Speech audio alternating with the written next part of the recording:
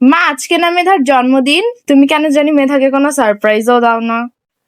হ্যাঁ, আমি তো মেয়েটাকে বলেছি আজকের দিনটা তোমার জন্য। তুমি যা বলবা আজকে তাই হবে। কারণ মা। গতবার জন্মদিনে কিন্তু মেধা, তোমার মনে আছে গতবার জন্মদিনে তোমাকে বাহিরে খেতে নিয়ে গেছিলাম। আছে মা, চলো না এবারে বাইরে খেতে যাই। চলো।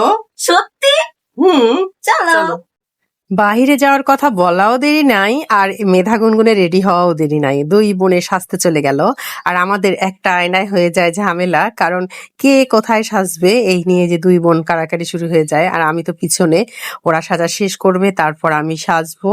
সাজা শেষ করে আমরা তো বাইরে ঘুরতে যাব।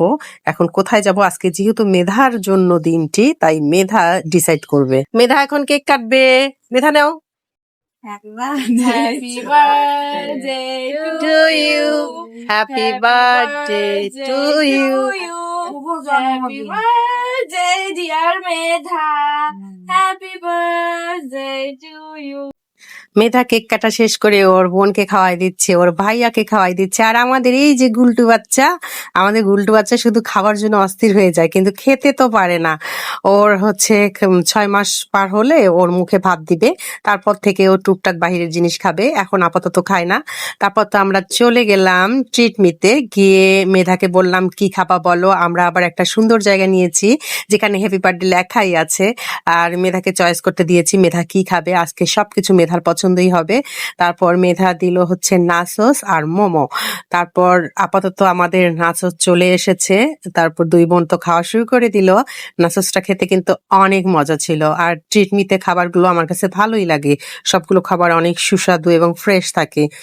তারপর এখানে আমরা খাওয়া দাওয়া শেষ করে আবার মেধা যা বলবে তাই আজকে হবে। এই যে আমাদের মোমো চলে আসলো। এখন মেধা মোমোটা টেস্ট করে দেখছে। একদিকে ছিল ধনিয়া পাতার একটা সসের মতো, আর একদিকে ছিল টমেটোর সস।